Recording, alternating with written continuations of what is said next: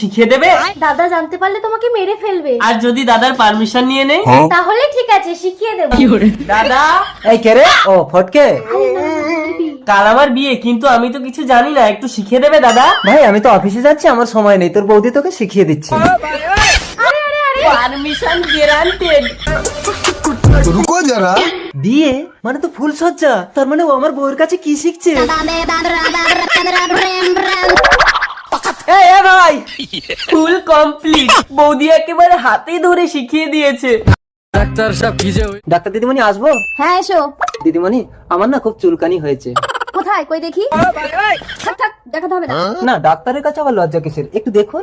বললাম তো দেখবো না, এই মলমটা ভেতরে গিয়ে ভালো করে চুলকে লাগিয়ে নাও। আর কত চুলকাবো, চুলকে চুলকে তো পুরো পেলিয়ে রক্ত বার করে ফেলেছি। দেখতে পাচ্ছেন না, হাফ প্যান্ট পরিনি, গামছা পরে চলে এসেছে। ঠিক আছে, গামছা খুলে মলমটা লাগাও।